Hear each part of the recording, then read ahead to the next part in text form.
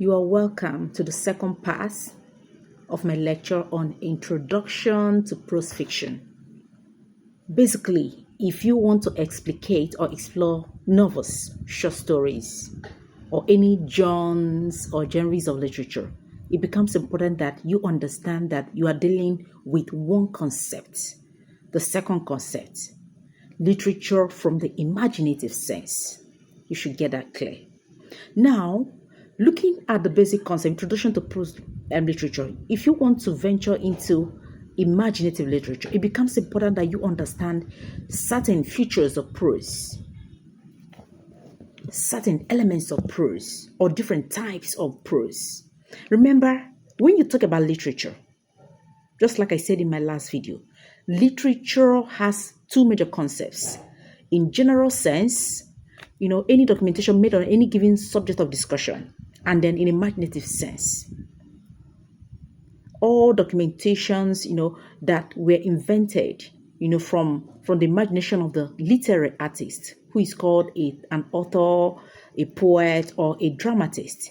The most important thing is that experiences might be sipped from the real society, but the writer uses his arts of imagination to create, experiences, not just experiences, different settings.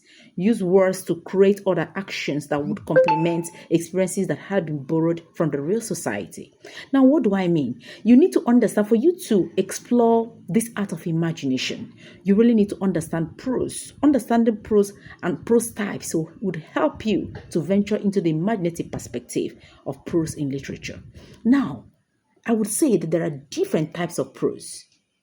Now, from the imaginative sense, you have what we call fictional prose. Remember, there are three genres of literature: poetry, prose, and drama. Right? Now, our interest in this lecture is on prose literature.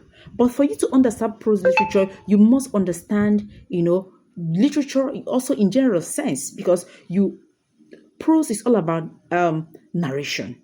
And there are basic features that might be visible in all these forms, whether in literature in general sense or prose in general sense, and prose from the imaginative sense. Now, there are several types of prose forms. Number one, we can talk about fictional prose. So what is fictional prose? It simply means depiction of novels, short stories, and other forms of imaginative writings, that would tell stories or narrate events or convey fictional information of a given writer. Now, we have another type, non-fictional prose. Non-fictional prose has to do with essays, biographies, memoirs, and other forms of, informative writings that convey factual information. Now, remember that under imaginative prose, we can categorize two types: fictional and non-fictional. What do we mean by fictional? Fictional prose simply means a documentation of actions and events, using that had been seen from the imagination of the literary artist. The implication is that these actions and events were borrowed, or experiences were borrowed from the real society, but the writers, make use of their inventive ingenuity and words, to create new experiences or actions that would depict reality. So that is why sometimes you see there is a manipulation of setting, manipulation in characters, behavior, and other, forms of features. Now, basically, our interest in prose fiction is on the imagination of the writer, the use of writer's imagination to create, recreate experiences that had been borrowed. That is why we have in prose fiction, we do not have real life characters. What we have are fictional characters, people who reenact, or who are imbued with human experiences in order to entertain readers, in order to correct readers, in order to educate readers on the complexities of human experiences. Now, when you look at the second type of prose fiction, which is non-fiction, you find that you have biography and autobiography. In autobiography or usually find out that these are real people, stories written by real people about their real experiences, but they are narrative informed. The experiences are well detailed, but you have factual details about these people who wrote them.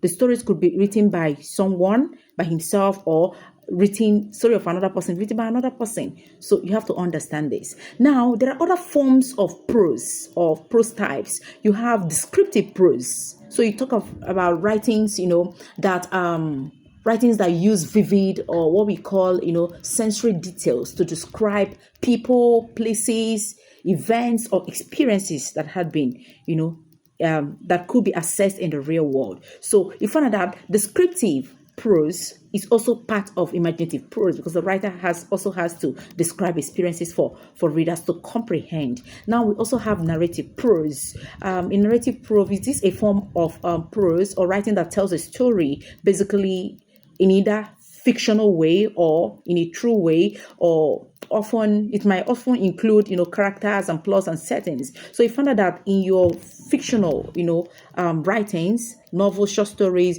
you find this narrative perspective that is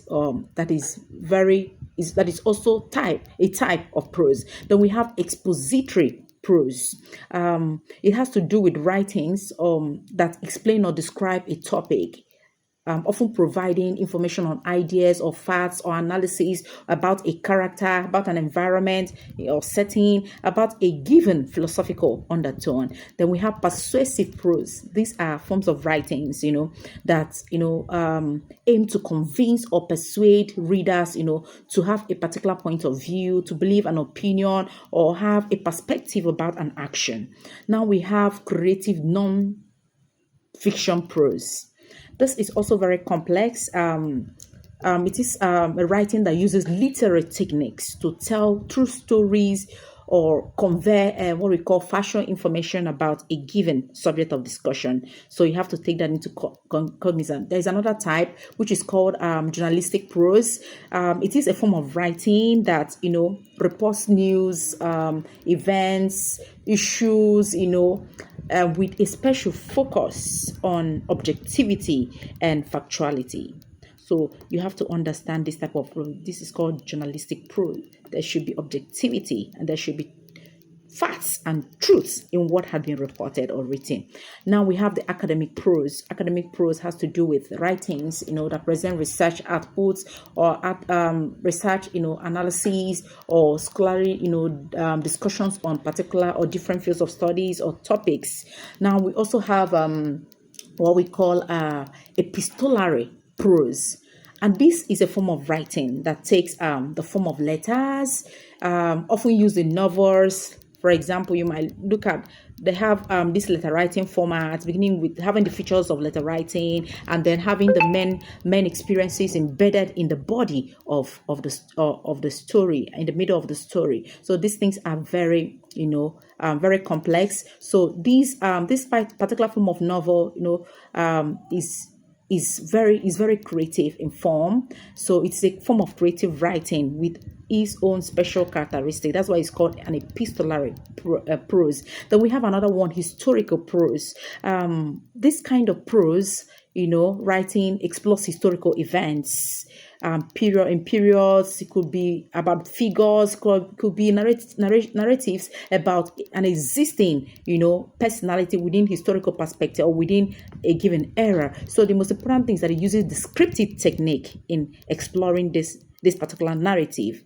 Now we also have philosophical prose. It is a type of writing, that explores philosophical ideas or concepts or theories, that often use what we call logical, analytical reasoning. You should know that and understand. Then we have scientific prose that presents, scientific information, research findings, used in technical language or any other concepts. And again, we have technical prose used to provide instructions, explanation or description of technical, processes, products or services. So it could also have digital undertone, very important and also very complex. Then we have business prose, writing or communication, in business information such as reports, proposal, marketing. All these are forms or types of prose.